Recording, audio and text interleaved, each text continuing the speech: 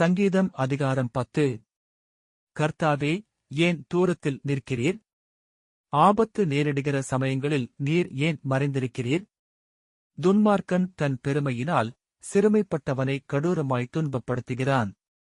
அவர்கள் நினைத்த சதிமோசங்களில் அவர்களே அகப்படுவார்கள்.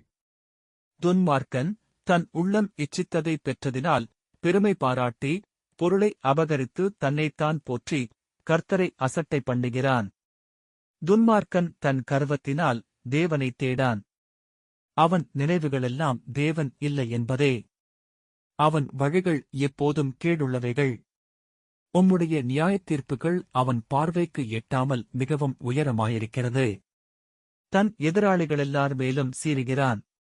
நான் அசைக்கப்படுவதில்லை, தலைமுறை தலைமுறை தோறும் தீங்கு என்னை அணுகுவதில்லை என்று தன் இருதயத்தில் சொல்லிக் கொள்ளுகிறான். அவன் வாய் சபிப்பினாலும் கபடத்தினாலும் கொடுமையினாலும் நிறைந்திருக்கிறது.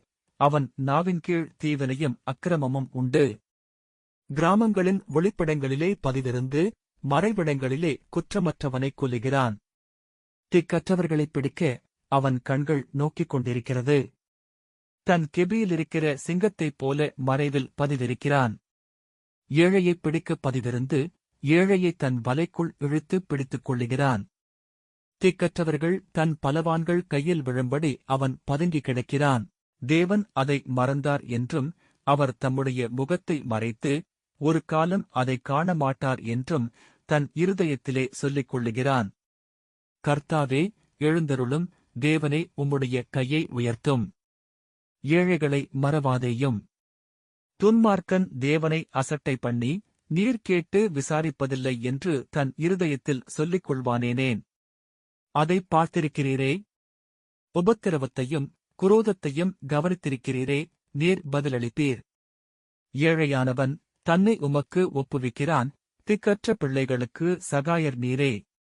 துன்மார்க்கனும் பொல்லாதவனுமாயிருக்கிறவனுடைய புயத்தை முறித்துவிடும். அவனுடைய ஆகாமியம் காணாமற் போகுமட்டும் அதைத் தேடி விசாரியும். கர்த்தர் சதாகாலங்களுக்கும் ராஜாவாயிருக்கிறார். புறஜாதியார் அவருடைய தேசத்திலிருந்து அழிந்து போவார்கள். கர்த்தாவே, சிறுமைப்பட்டவர்களுடைய வேண்டுதலை கேட்டிருக்கிறீர். அவர்கள் இருதயத்தை ஸ்திரப்படுத்துவீர்.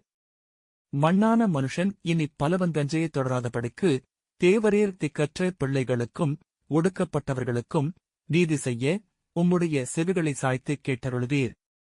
ஆமேன். ஆண்டவர் உங்களை ஆசீர்வதிப்பாராக.